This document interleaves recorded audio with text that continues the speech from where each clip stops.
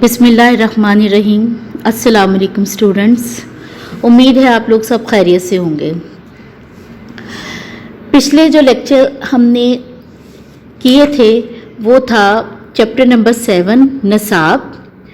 नसाब का मैंने आपको नसाब के अज्जा, उसमें मकासद नसाब, तदरीसी हिकमत अमली, तदरीसी मवाद और जायज़ा था।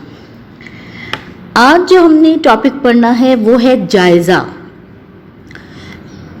नसाब के अज्जा मैंने आपको पहले भी बताए हैं, वो हैं मकासद नसाब, तदरीसी मवाद, तदरीसी हिकमत अमली और जायज़ा। नसाब में हर वो शय शामिल है जो मदरसा, तलबा और असातिज़ा सरअंजाम देते हैं, और नसाब तालीमी मकासद के हसूल का एक ज़रिया है।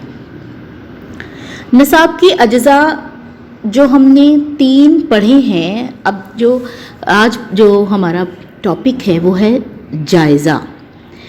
जायज़ा, एवल्यूशन। तालीमी जो भी हमने मकासद मुतय्यन किए, तदरीसी मवाद जो माहिरीन तालीम तदरीस के मवाद को उन्होंने मुंतखब किया, और जो असातिज़ा तरीक़ा हाय तदरीस मुंतखब करते हैं।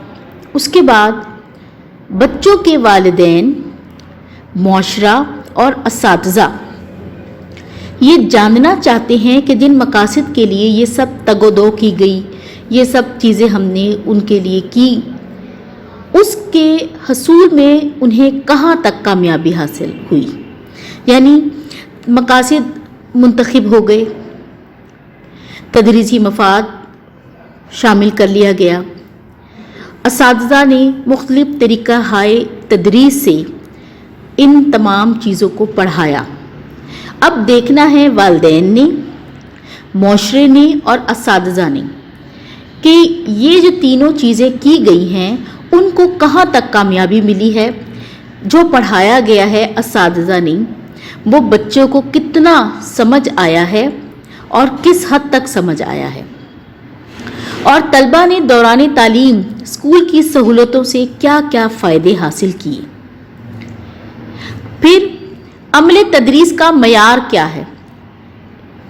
जायज़े में ये सब चीज़ें देखी जाती हैं, और जो भी मवाद, तदरीसी मवाद या नसाब जो मवाद का है, तलबा के लिए कहाँ तक सूदमंद साबित हुआ है। सूदमंद मीन्स फ़ायदा, तलबा को कहाँ तक फ़ायदा हुआ है।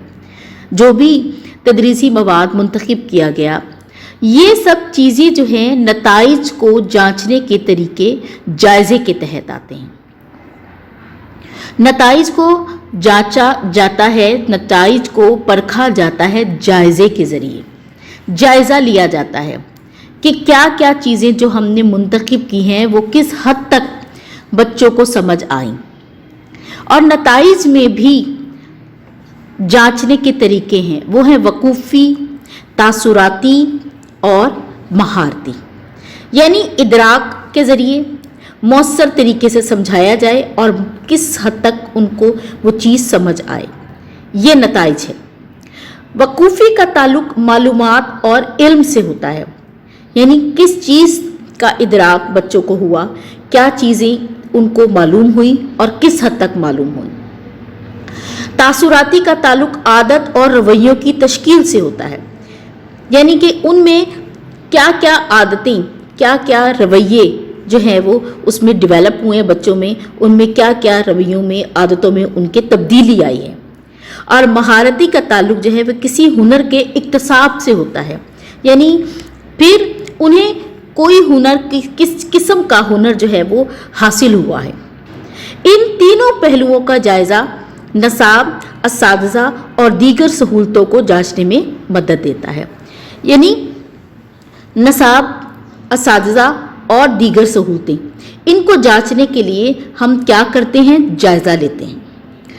जायज़ा एक ऐसी सरगर्मी होती है जिससे हासिल करदा नताइज तलबा के इक्तसाब में खूबियों और कमज़ोरियों की निशानदही करने के अलावा, यानी जब हम जायज़ा लेते हैं तो جو نتائج ہمیں حاصل ہوتے ہیں اس میں ہمیں طلبہ کی خوبیوں کا بھی پتہ چلتا ہے اور ان کی کمزوریوں کا بھی پتہ چلتا ہے کہ ایک جو طالب علم ہے اس میں ایک مضمون پڑھنے پر جب ہم نے جائزہ لیا تو ہم دیکھیں گے کہ وہ اس میں کس حد تک کمزوری ہے اور اس نے کس حد تک اس کو جو ہے وہ یاد کر لیا ہے یا اس کو سمجھ لیا ہے۔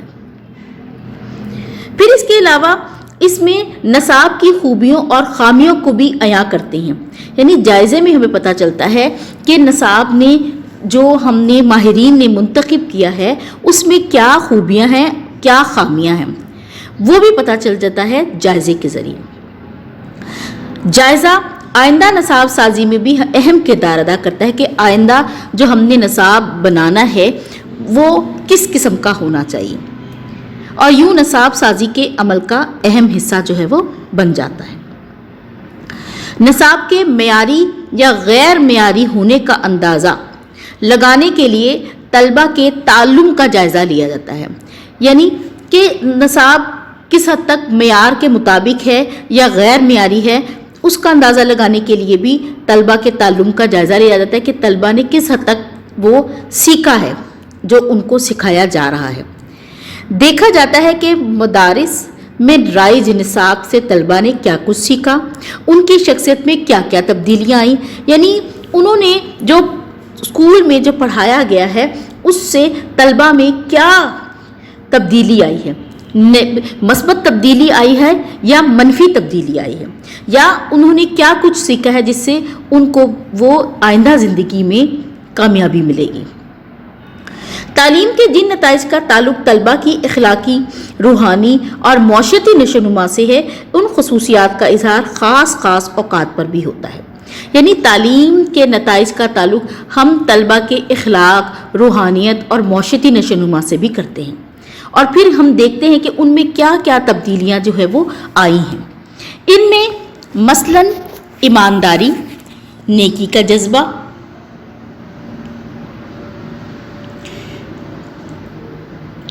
اس کا اظہار مدرسے کے عام حالات میں ناممکن ہوتا ہے،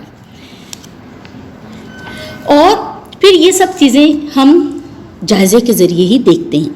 اور جائزہ کرنے کے لیے، جائزہ لینے کے لیے تعلیمی اداروں میں امتحانات کا ایک نظام رائج ہے، یعنی طلبہ کے اکتساب کا جانچ پڑتال کرنے کے لیے اسکولوں میں امتحانات کروائے جاتے ہیں، امتحانات منعقد کروائے جاتے ہیں، اور جن کے تحت پتہ چلتا ہے، اور وہ پھر مختلف وقفوں سے کروائے جاتے ہیں۔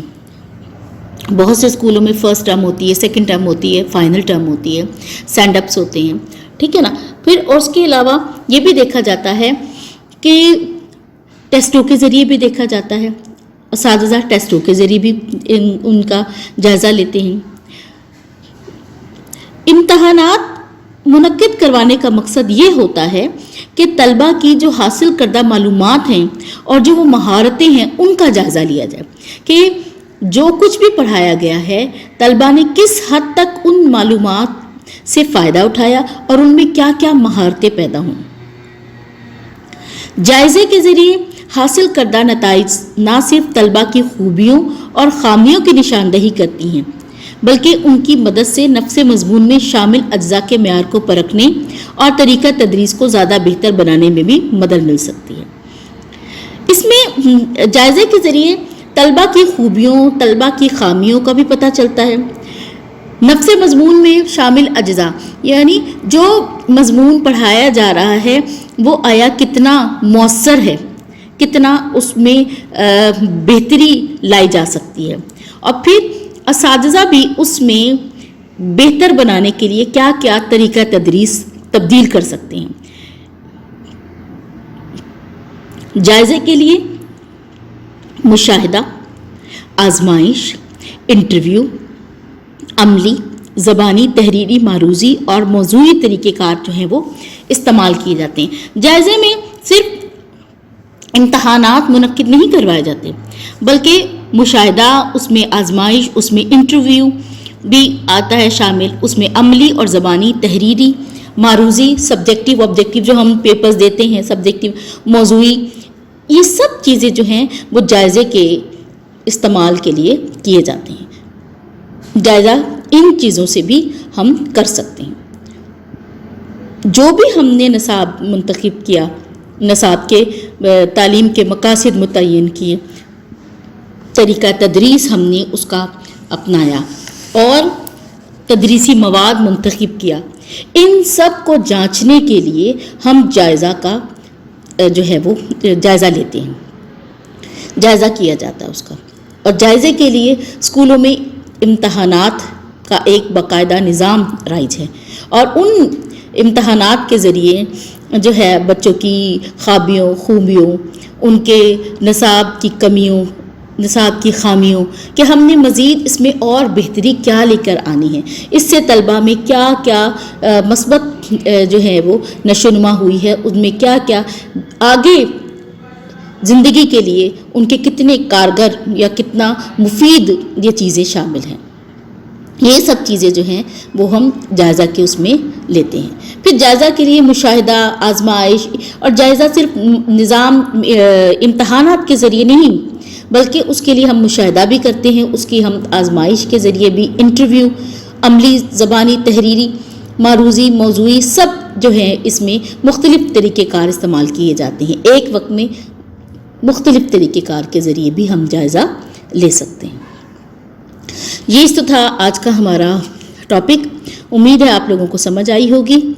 फिर इंशाल्लाह आपसे नेक्स्ट लेक्चर में मुलाकात होगी। अल्लाह हाफ़िज़।